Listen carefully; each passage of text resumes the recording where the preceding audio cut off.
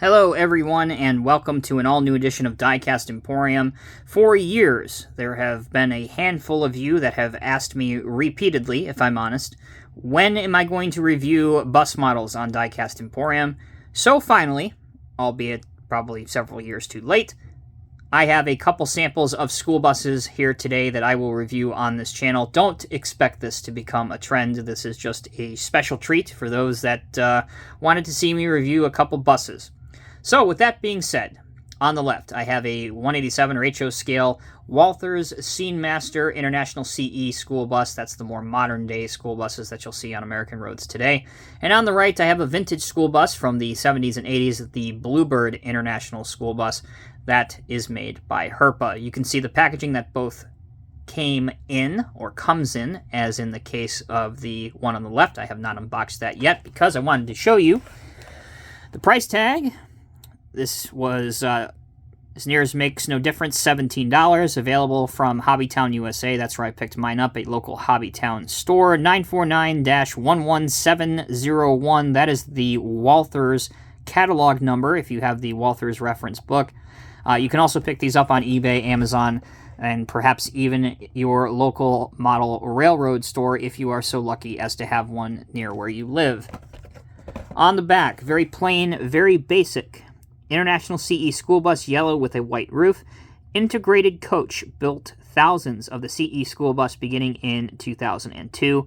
Many continued their duties today all over North America. Again, there is the item number, bottom left, and the barcode if you need that. Okay, we'll open that in a minute. Here is the packaging for the Herpa bus. Again, same thing. Picked this up at a Hobbytown USA store. That is the Walthers reference number for this one, 326-6100. This one was slightly less expensive at $14.95. And then there's the bottom stickers if you want to see it.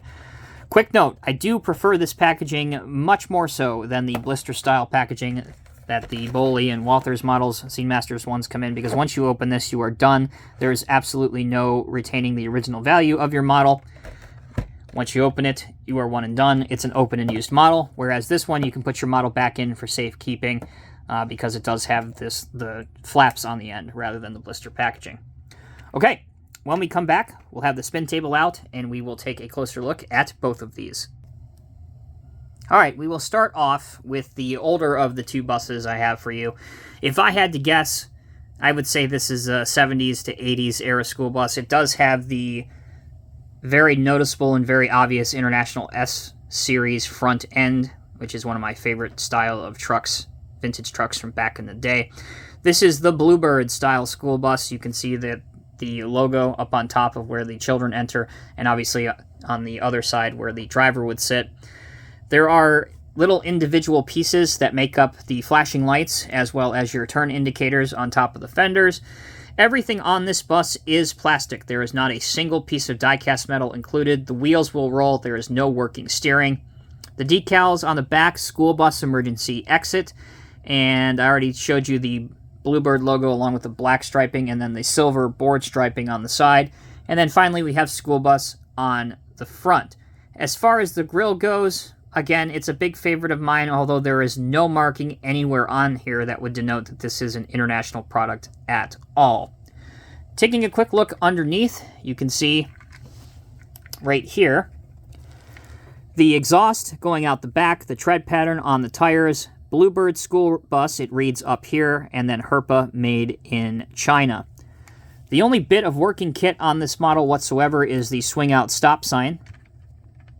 That would deploy, obviously, when the kids are getting on or off the bus. But nothing else works, including no opening door, no working steering, etc., etc.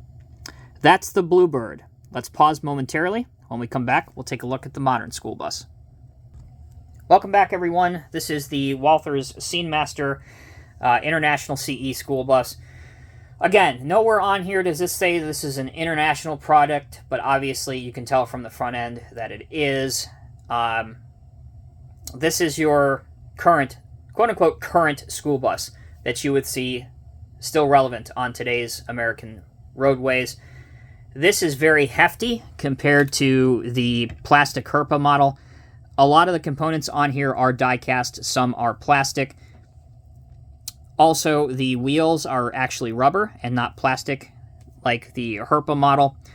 But unfortunately, the door does not swing open on this one either. But it does have some other interesting functionality, including the stop sign that swings open. And forgive me for not knowing the technical terminology, but the gate at the front will swing out as well. I'm sure it's not called a gate. Maybe it's something else. But again, let's be honest, I could care less about buses, so didn't do the research, have no idea what it's called. I'm assuming it's some sort of stopping device to prevent oncoming traffic or pedestrians from potentially jeopardizing the kids getting on and off the bus. At any rate, it functions, it looks good, it's a realistic feature that I like a lot. Why it wasn't tooled for the door to open, I don't know. These were expensive back in the day when they were originally bully castings. So that's something that could have been afforded to do into the tooling of the model. Again, I don't know why it wasn't. Here's another subtle detail that I really appreciate and I really like about this model, actually, and that is the white top that you see on this bus. Now, you're thinking to yourself, this is a yellow bus. Why in the world does this have a white top? This is something I do know a little bit about, and that is because yellow and black, those colors generally on vehicles, make the interior of these vehicles warmer than other colors, especially in the summertime. So the white paint is basically used as a reflector to hopefully keep the interior temperature of these vehicles less warm than if it were just yellow or black. So that's the idea, very simply put. That's why you see the white tops on school buses. Obviously, the older one, this one did not have it, but a lot of the modern era school buses do. Also, more and more modern school buses here in the United States will have the flat nose or the cab-over design.